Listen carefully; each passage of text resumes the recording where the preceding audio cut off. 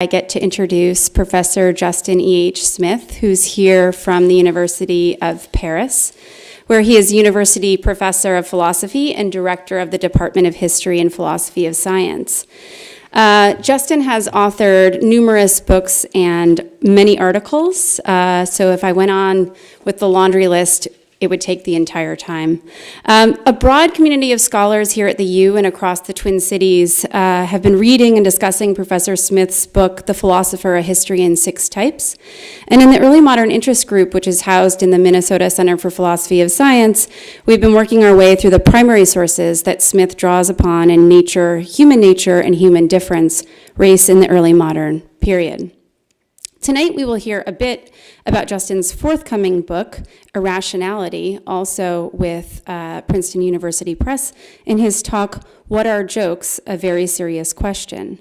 My critical reasoning course students suggested that I come up with a bit of stand-up as introduction. They'll be disappointed that I haven't done that, but my colleagues will be very relieved. So without further ado, let's welcome Justin Smith.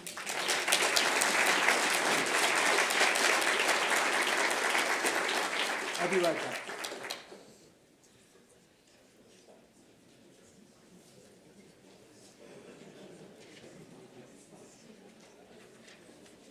I forgot my notes. Okay, so maybe I should begin by saying, well, first of all, thank you very much. But beyond that, I should confess that I am not a funny person. I'm not here to tell jokes specifically. Inevitably, we will discuss some jokes, but we will be discussing them rather than telling them. And there's a big difference. The way I see it, what I want to do tonight has the same relation to stand-up comedy as, say, the work of the aesthetician has to what an artist does, right? So I am a jelastician relative to jokes, just like an aesthetician is someone who analyzes and deals with concepts pertaining to works of art. So what is gelastics? What is a gelastician? Well, a gelastician is a practitioner of gelastics. What is gelastics? This is a term coined by Mary Beard, the very well-known classicist, derived from the Greek word gelos, which means laughter. And it is, we might say, the branch of philosophy that deals with the phenomenon of humor, and most importantly, humor as expressed in jokes.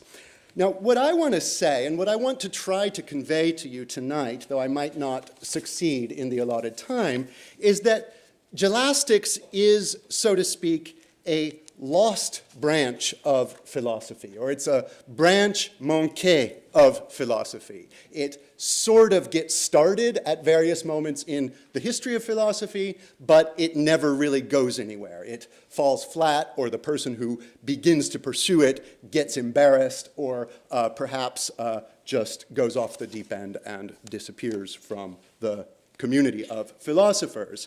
But what I want to say, I want to try to position gelastics as the Venn diagram shows, occupying a special space where aesthetics and logic overlap. And I suspect that Kant, Immanuel Kant, in the late 18th century, in the Critique of the Power of Judgment, is onto this. Jokes, our judgment of jokes, like our judgment of works of art, can only ever at most be intersubjectively valid.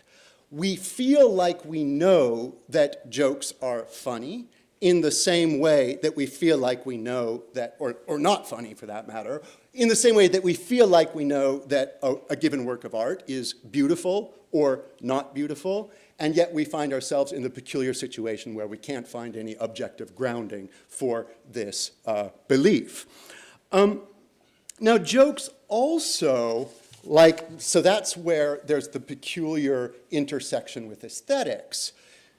In addition, with respect to logic, there's something peculiar, and this is what I'm primarily going to focus on tonight, in the way jokes are truth disclosing and seem to be often geared towards the establishment of what is true, like logic, and yet they also have the character of being sort of perverted logic, or logic that is curdled in some way, that places them at a strange boundary between truth-seeking and deceptiveness or mendacity. So they're logic, but logic curdled. That's what I want to say about them. Now, let me speak a little bit in an introductory or propedeutic fashion about where I want to go with this. For those of you who have been indoctrinated into academic philosophy, you will have noticed that there is a sort of vocational humor that circulates. And I want to try to stay away from that tonight.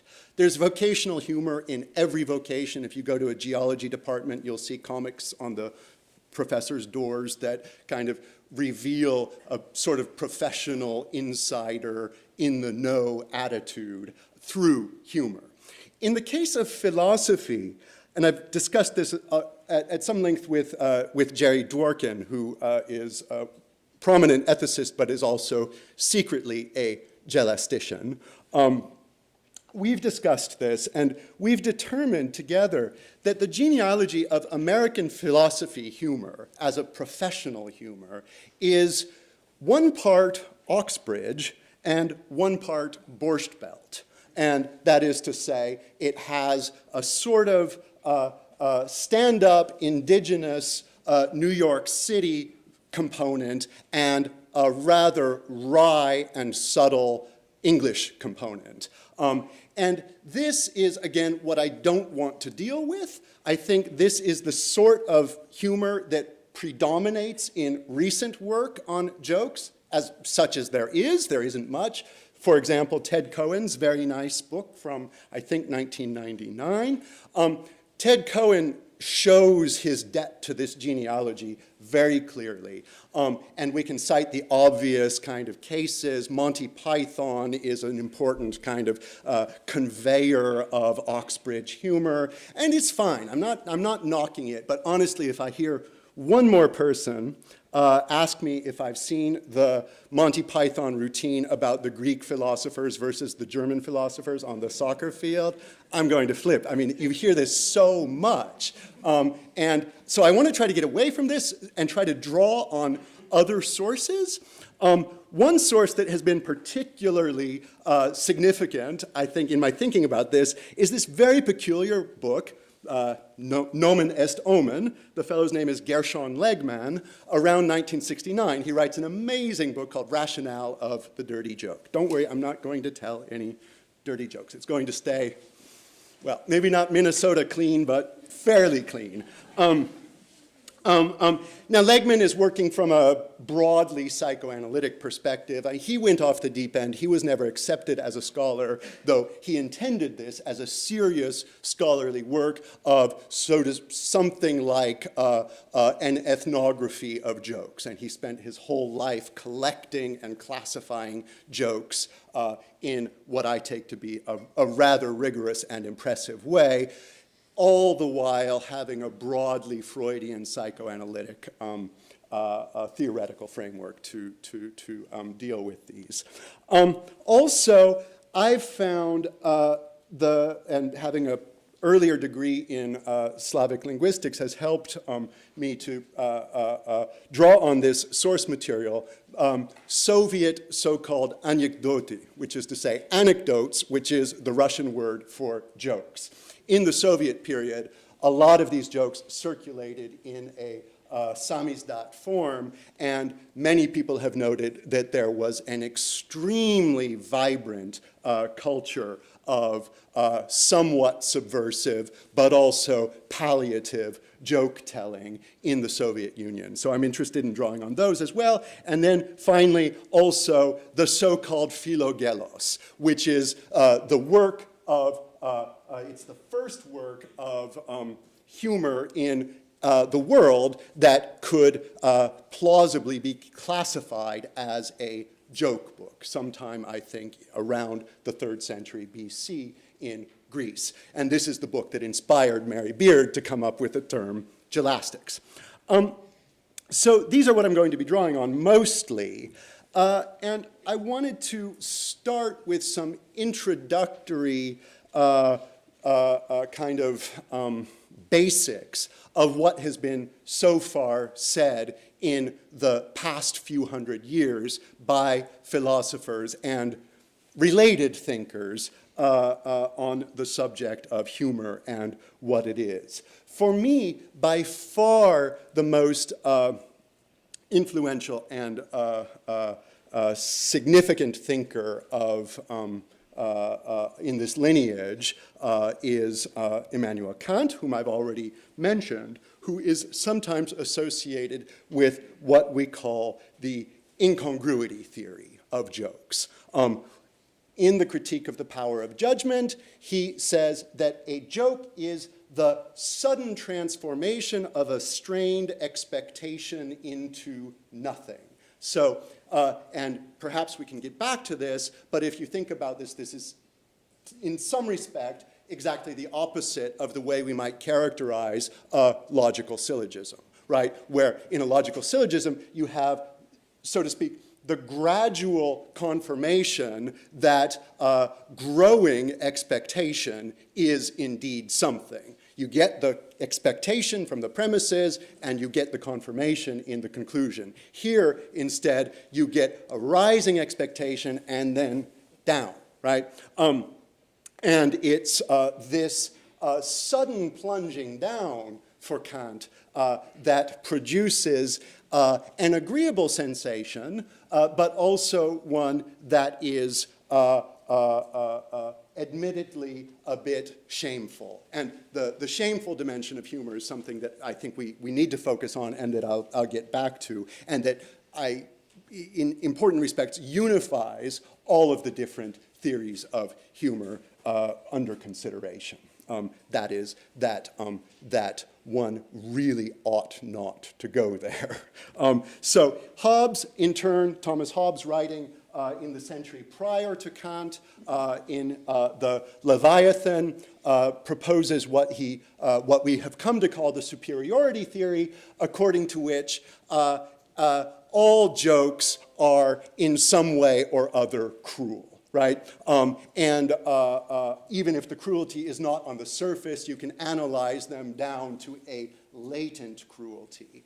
And this is what he describes as the sudden glory arising from some sudden conception of some eminency in ourselves by comparison with the infirmity of others. And this is, I think, really important as a theoretical approach, because if it's true, if all jokes are essentially cruel, then the objection to a given joke, any particular joke, that it's not funny because it's cruel, is not going to stand, right? It cannot possibly stand because, by definition, it has to be cruel, right?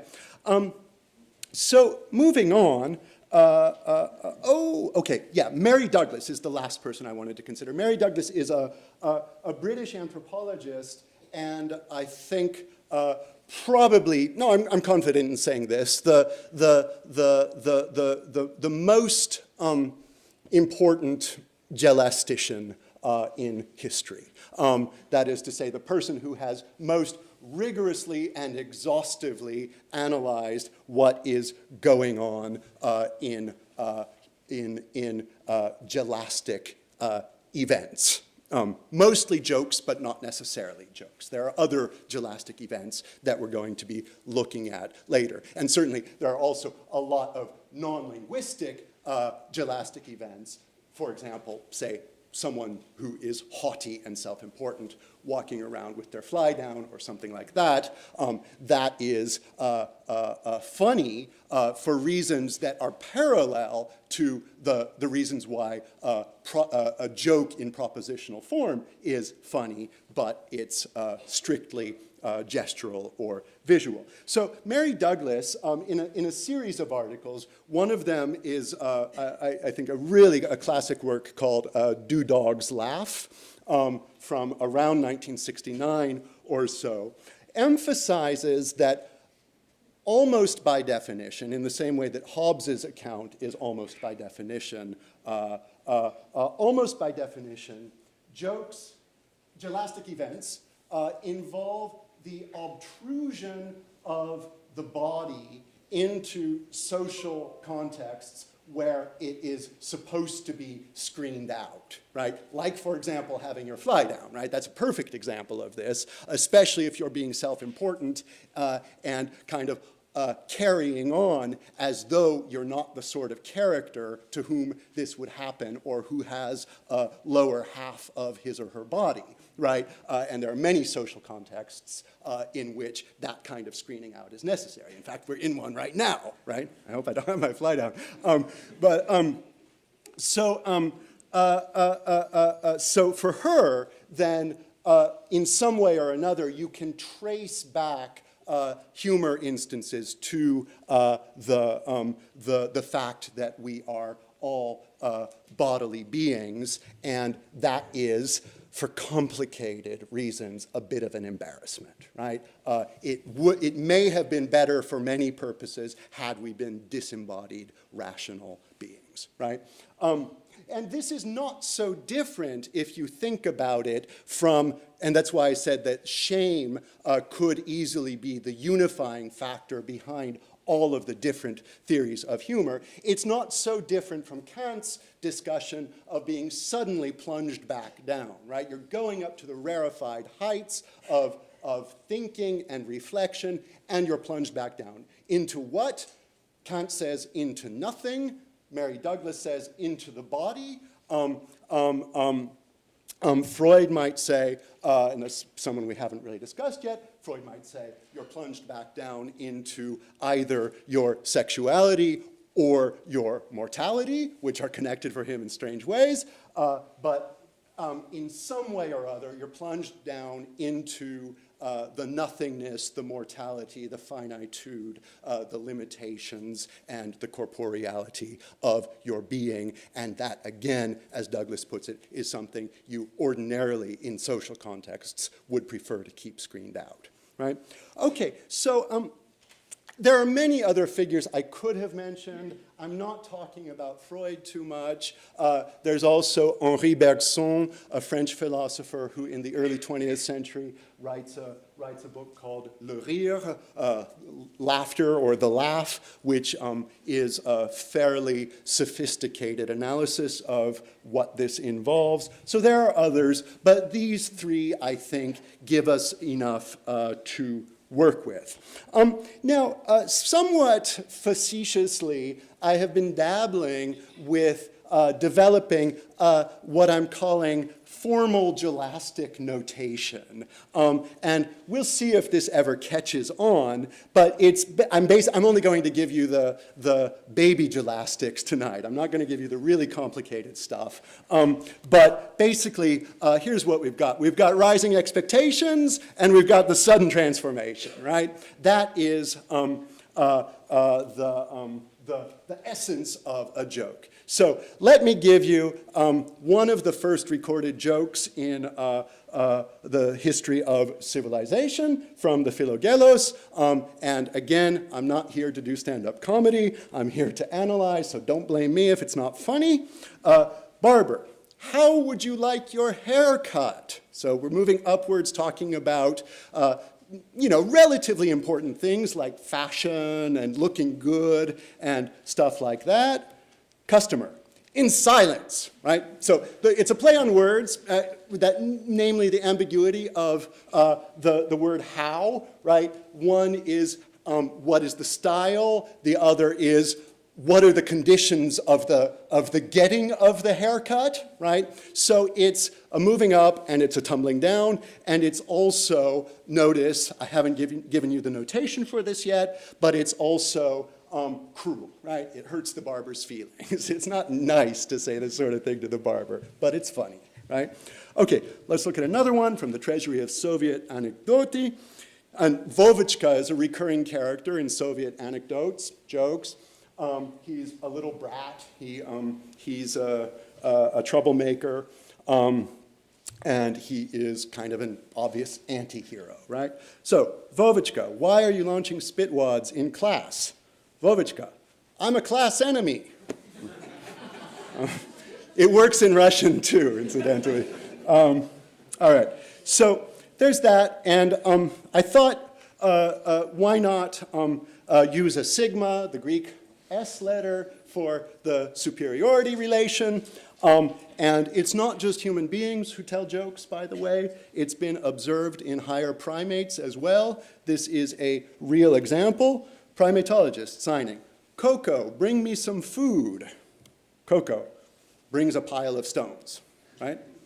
That is, so food under certain conditions would be lowly. It would be the lowly thing that would be the object of the punchline. But relative to stones, it's pretty exalted, right? So to substitute stones for food then is to pull one over on the primatologist.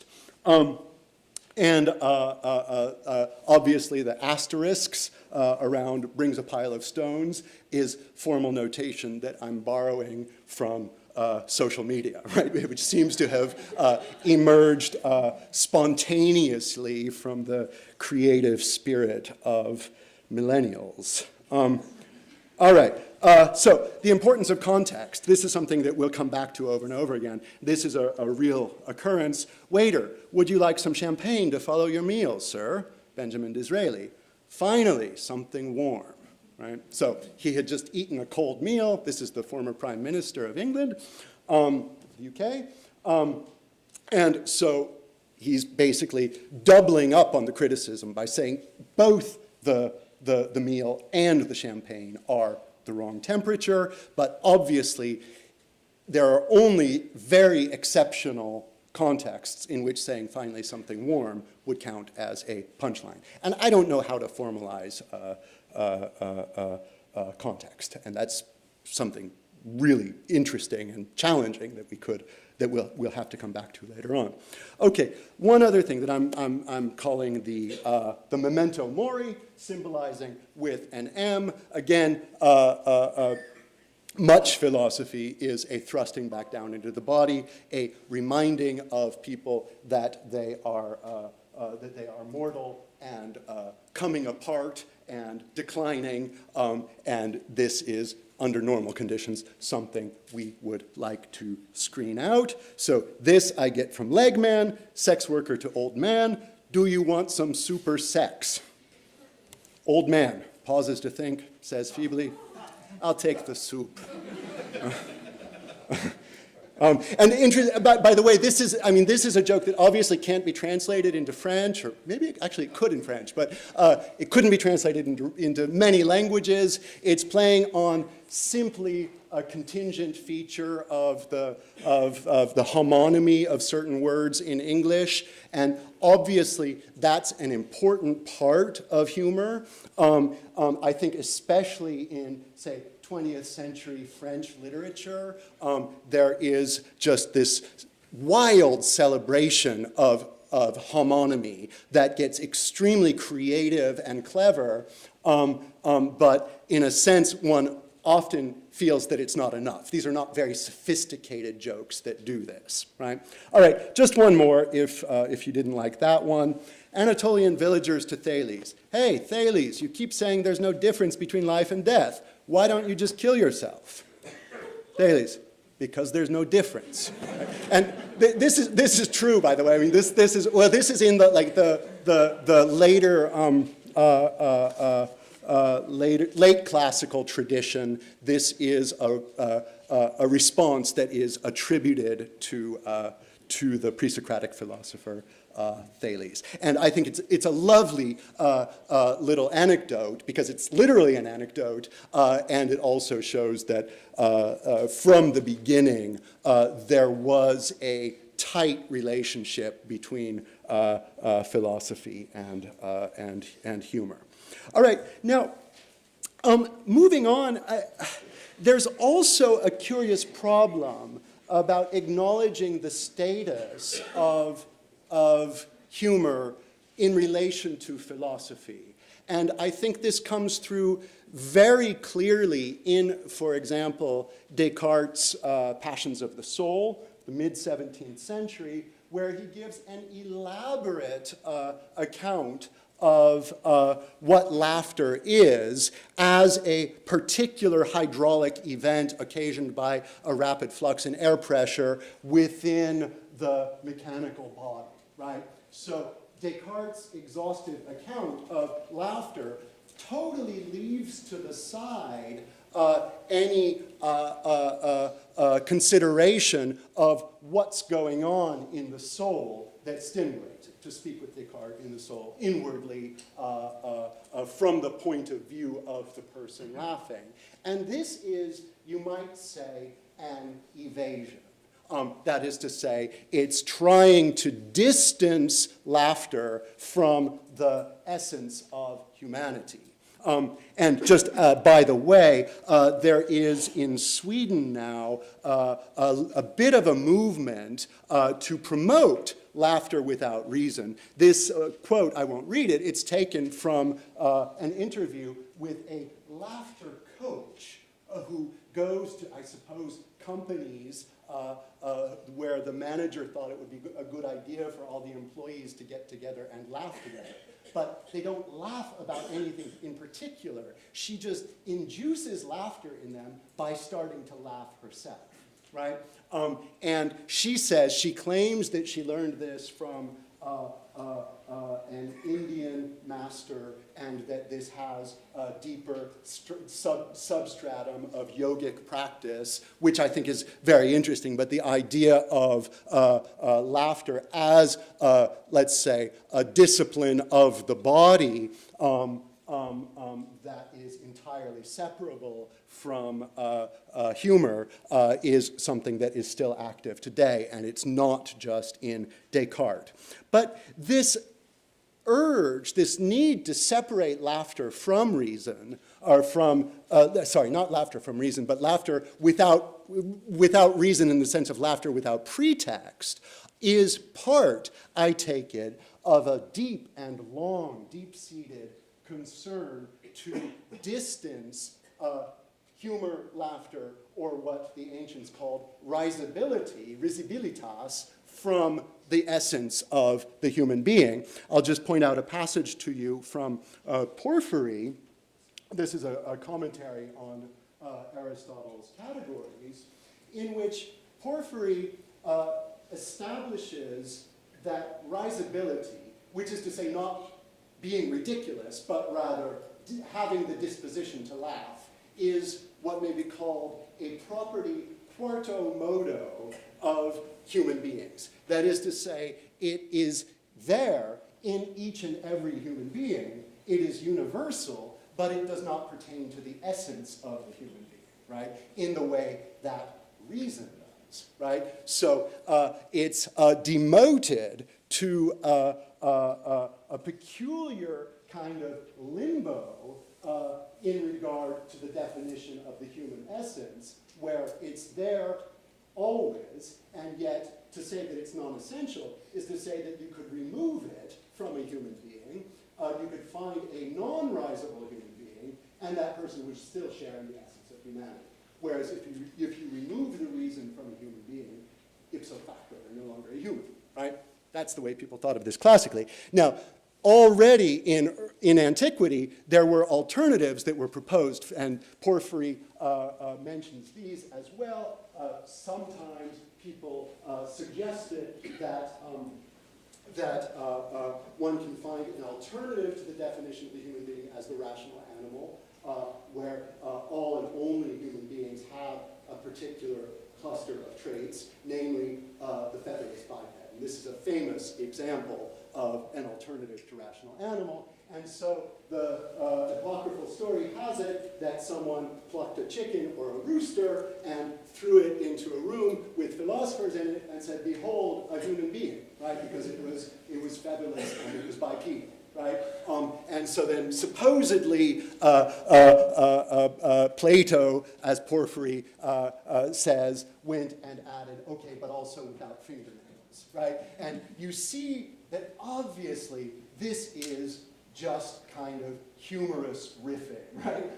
And this is what I want to turn to next, namely the humor potential of logical fallacy, which I want to argue was obvious through most of the history of logic.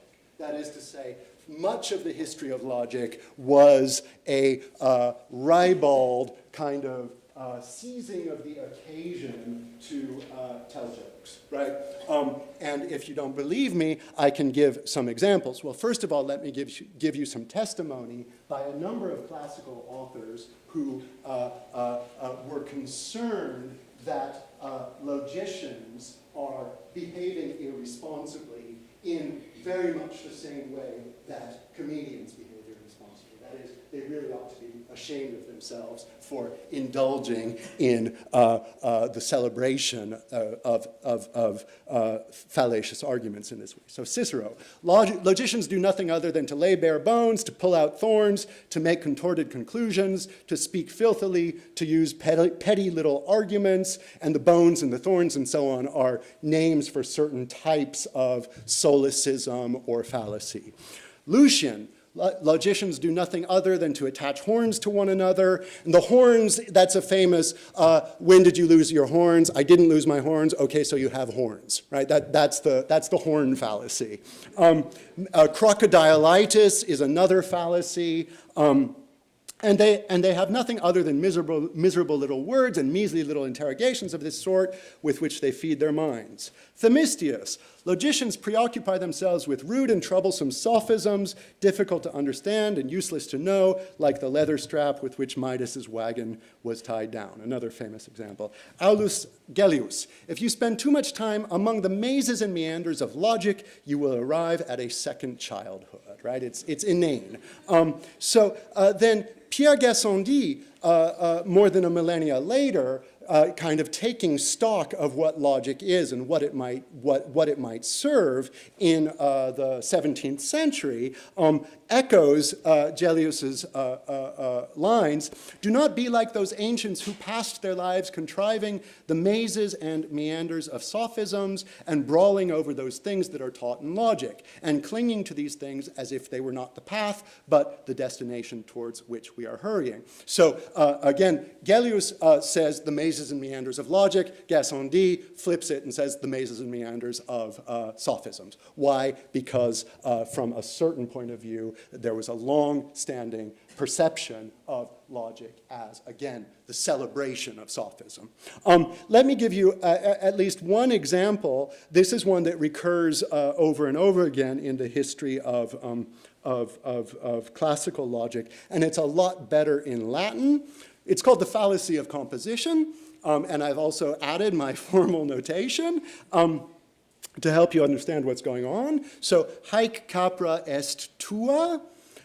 This goat is yours. That's the first premise. Haec capra est mater. This goat is a mother. Now notice in Latin, tua is also the same as your, right? There's no distinction between your and yours in the way there is in English. And moreover, in Latin, there are no articles, there's no a, there's no the, it's just the way you say a mother or the mother is simply mater, right? So this goat is yours, this goat is a mother, ergo haec capra est tua mater. You get it? Therefore, this goat is your mother. right? You see how that works? I mean, it really is just a yo mama joke. That's what it is in the history of classical logic. And it's obvious that, that this is being circulated as a pretext for humor. I also wanted to mention briefly what's called the principle of explosion. And it's stated in classical logic as ex falso sequitur quodlibet, which is to say, from a falsehood, anything follows, right? And this is a beautiful option you have open to you, but it basically says that if you've got false premises, logic entitles you to say whatever you want as a conclusion, right? And this is really interesting. Lewis Carroll does a lot with this. You know, the author of Alice in Wonderland was also a logician of sorts, but let's say a perverted logician who wanted to use logic to do things it's not supposed to do, but only really in the same way that Cicero is accusing the logicians of doing as well. And I mean, this is, I think, something that one cannot overemphasize. I remember a while back reading an interview with Steve Martin where he says that he abandoned his philosophy major after reading Lewis Carroll and realizing that unlike the rules of logic, comedy is liberating because it enables you to say anything, right? To do whatever you want. There are no rules there. And I think Steve Martin only gets it half right, or that he partially misread Lewis Carroll, because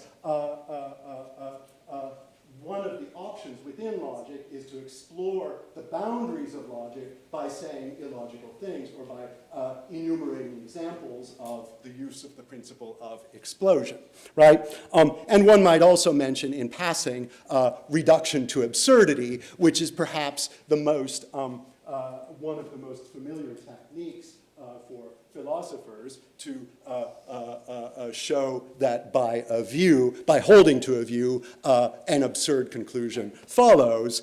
We tend not to highlight the significance of the absurd here in its relation to the history of comedy, but its origins are certainly shared. All right, now briefly, I'm somewhat running out of time, but in about the 5 minutes left, I want to talk a little bit about why people who tell jokes should be ashamed of themselves, and what we ought to try to make out of this for thinking about the political dimensions of humor. And this is a topic that has concerned me a great deal in some previous works and talks. I started writing about it in particular in 2015 in the wake of the attacks in Paris on the editorial staff of the magazine Charlie Hebdo, where they were basically assassinated for creating offensive caricatures. And at the time, I was pushing a sort of full-throttle defense of the liberal right to offend. And I think my views on this, if I might have time to articulate them more fully in discussion, have changed and been, let's say, modulated in more recent years, in large part because of political events that have occurred in the world since the Charlie Hebdo attacks.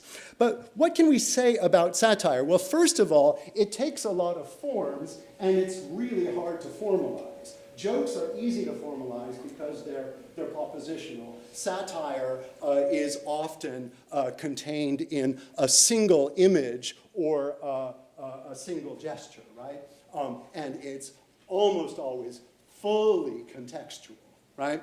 Why is it contextual? Well, because much satire seems to depend on what we can call ventriloquy, right?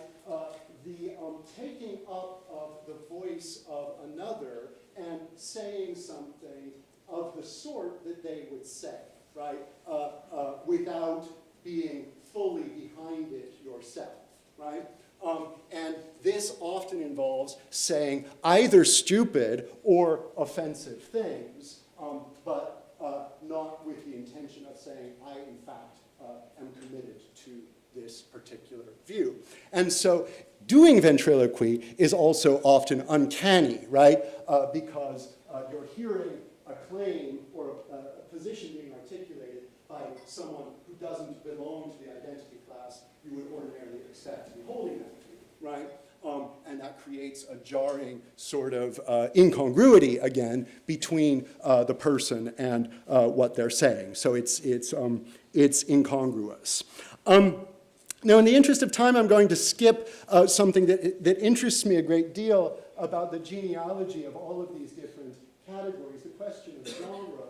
I'm simply going to skip over it. Jim Holt has done some really interesting work on this, but I'll simply jump ahead and note that by the 19th century, in particular as a consequence of the print revolution, satire is largely expressed in the form of image, in the form of caricatures, right? And this is the work of the famous hero of the history of caricature, Honoré Daumier, right? France at rest, right? So personifying the nation in a not particularly flattering way. And this leads easily, this is an image from the Russo-Japanese War of 1905, to ethnic caricature that is, of course, problematic, but some people have also argued needs to be read according to the special conventions of caricature. This is a famous image from World War I representing the Prussian beast, and of course there is a familiar kind of language of caricature for in the history of anti-Semitism. Now, if I can move on and talk just 3 minutes or so about the case of Charlie Hebdo, which I think is sensitive in France in a way that it is not in the United States. Charlie Hebdo does a lot more than lampoon religious pious communities and their leaders. This is a cover that was published right after Obama left office, saying Obama, once again, a citizen like the others, so commenting on police brutality in the United States, but also on another level, making us very uncomfortable about what the views of Charlie Hebdo are in regard to race. There's some that's just, Rabelaisian in its kind of grotesquerie. So Gérard Depardieu recently got Russian citizenship. So this is Putin sending Gérard Depardieu to Ukraine to vomit on everyone. Just basically, Gérard Depardieu is disgusting. I mean, that's the extent of the joke there. They keep on in their anti-clerical vein, which is how they began in the 1960s and early 1970s, mocking and denigrating the Catholic Church, and in particular, this is about pedophilia. Now, I'm getting closer to what I wanted to focus on here, and this is the first cover that came out after the major attacks in November, right, which says, they've got the weapons, well, screw them, we've got the champagne, right? And this is a complicated context in which this emerges, right? Because at the time, people in Paris were saying, they can't defeat us, we're going to go right back out on the patios and the bars, the terraces of the bars, and enjoy our champagne, whether they want us to or not. And so what this, I mean, it's hard to say who's the target of this satire, but if one had to choose a candidate, it would be the naive mentality of Parisians who were thinking life can never be normal again, right? That's as far as I can interpret it. But I'm trying to show you a number of examples, well, except the Depardieu one, where it's hard to say who the target is, and it's hard to say which person the caricaturist is taking up. And finally, one that is very French in its context, but I think also very revealing. So Johnny Hallyday, a famous French rock and roll icon who recently died, this it says basically that he's left behind rock and roll and has started making techno. Right? And it's because he's hooked up to machines that are bleeping and blipping, right? And so what can you say about this? Is it cruel? Is it meant to make Johnny Hallyday, should he have seen this, feel bad because he's about to die? That's a certain reading. Another reading is that it is just a memento mori for all of us. And you can easily imagine, say, a loved one or a relative visiting him in the hospital room and making the same joke to him and him laughing about it. And so in so many of these cases, satire seems to straddle this peculiar boundary between denigration and homage that seems to be necessary for the proper functioning of satire, right? And so here as well, just like in the case of jokes, it seems to be missing the nature of the object in question to say that's not funny because it was offensive. It seems to be missing the nature of the object in question with respect to satire when you say that went too far, right? Because it's what satire is fundamentally is a careful and daring and fundamentally, necessarily reckless straddling of the boundary between too far and not far enough, right? Okay, I think I'm going to leave behind the comments on the alt-right because I don't have time, but maybe we can discuss some of this I mean, obviously, this, the explosion of memes circa 2016 is kind of a confirmation of much of what I've been saying, but also a deepening push towards re-examination of the idea that humor is fundamentally a value to be defended, and one might, in conclusion, because I'm running out of time and I want to leave some time for discussion, since 2016 and since the rise of a culture of political engagement that is, I believe, let's say, fueled by the power of expression in the humorous, in the Jelastic mode, rather than making straightforward truth claims, we now have a form of political engagement that is done, as they say, strictly for the lulz, and that really changes things. That fundamentally changes politics. And so, contrary to my position in 2015, I'm now starting to gravitate towards Aristotle's view that perhaps they ought to have forbidden some kinds of jesting. So, thank you very much.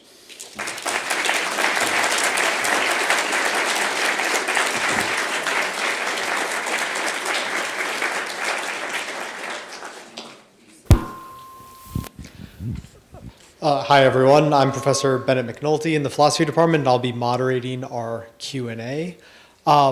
So if you have questions, please raise your hand, and I can come around, give you the mic, and let you ask your question. Please keep it short. We have about 10 minutes for questions and answers. So, any questions? Let's see. All right. I see one up there, so I'm going to go up there.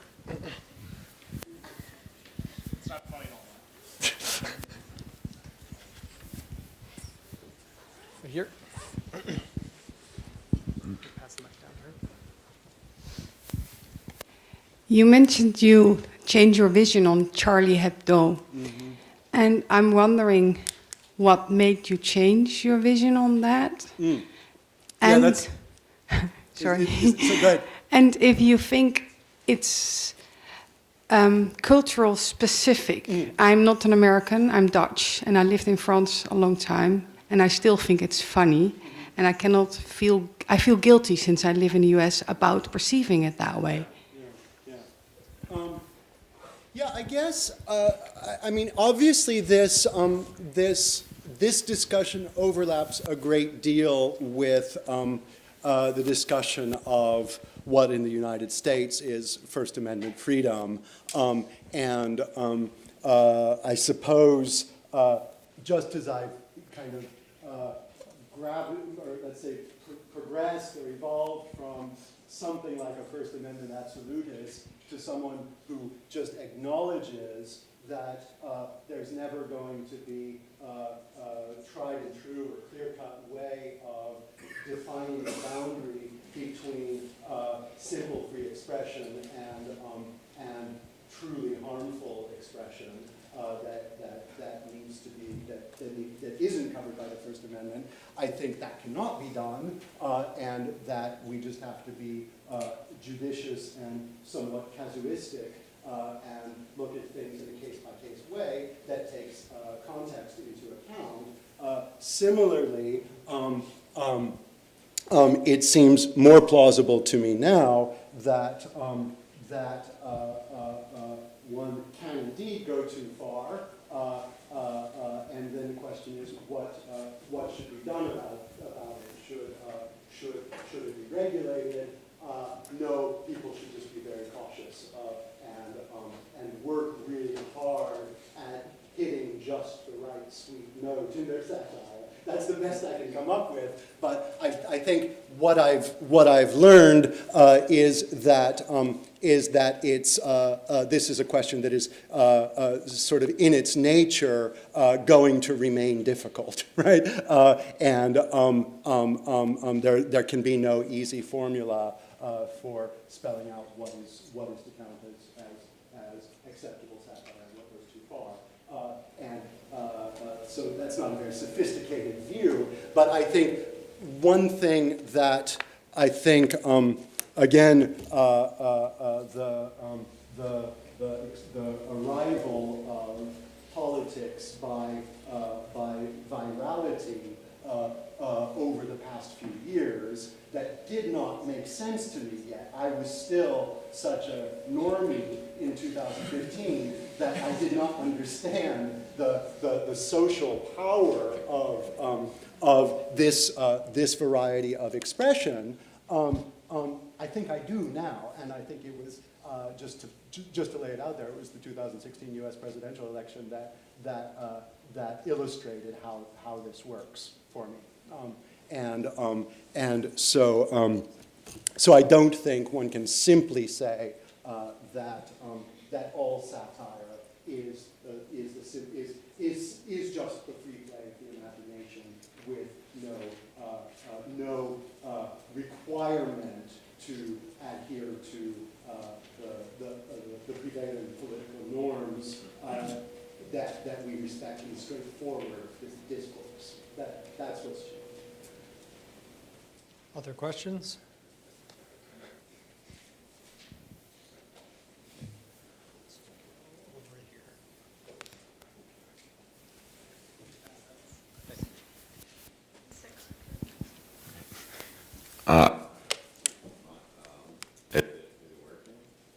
Off and on.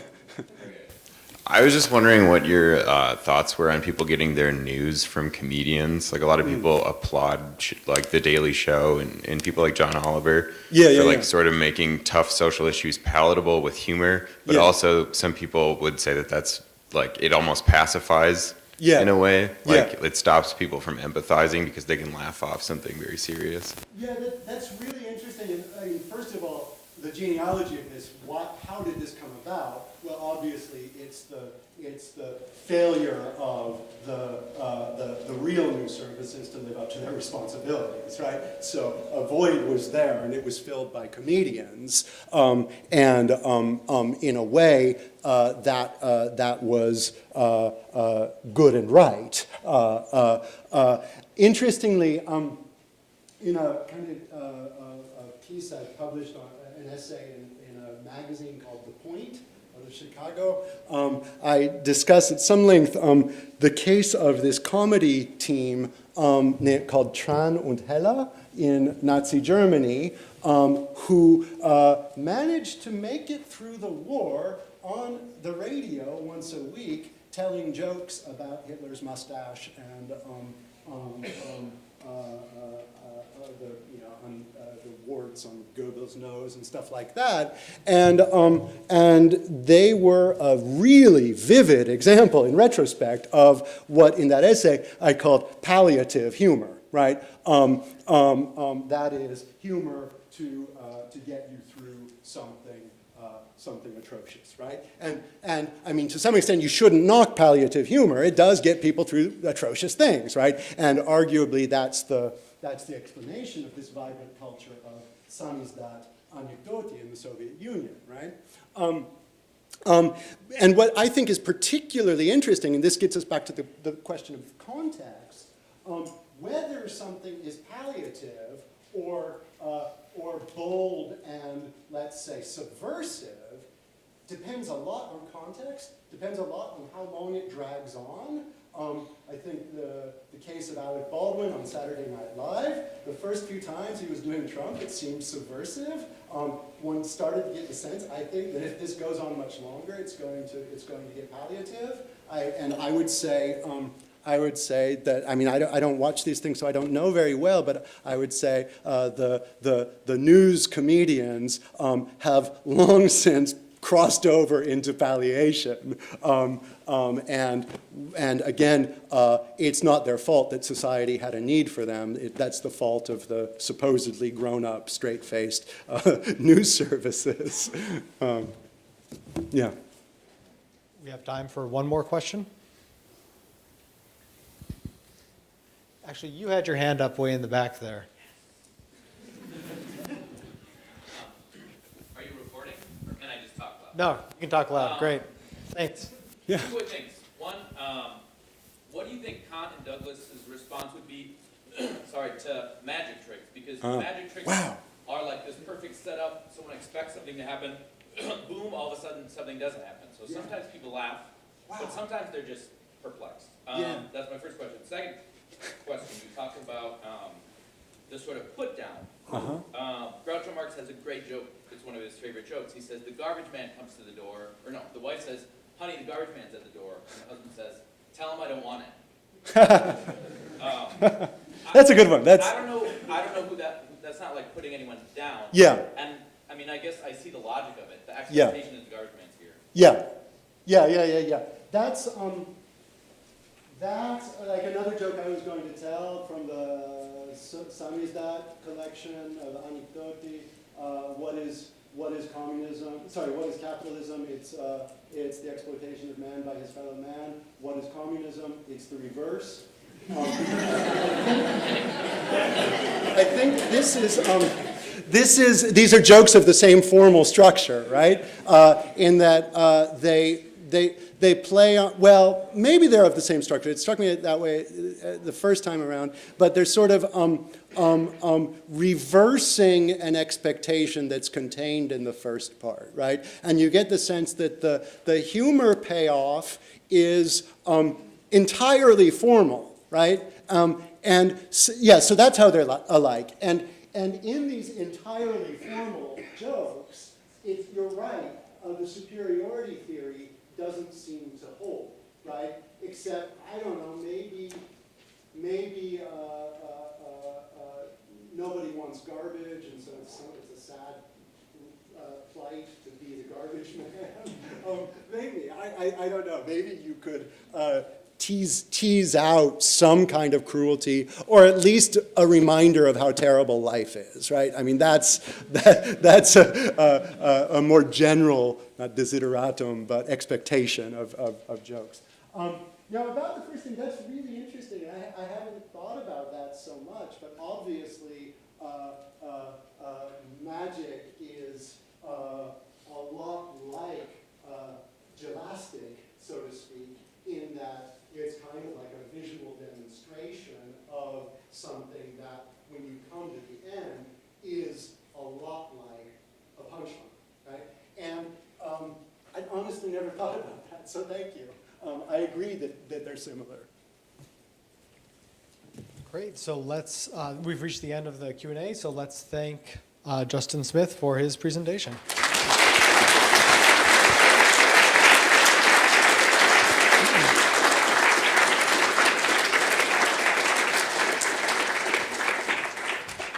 And there will be a reception in the main room behind you there. So stop there on your way out.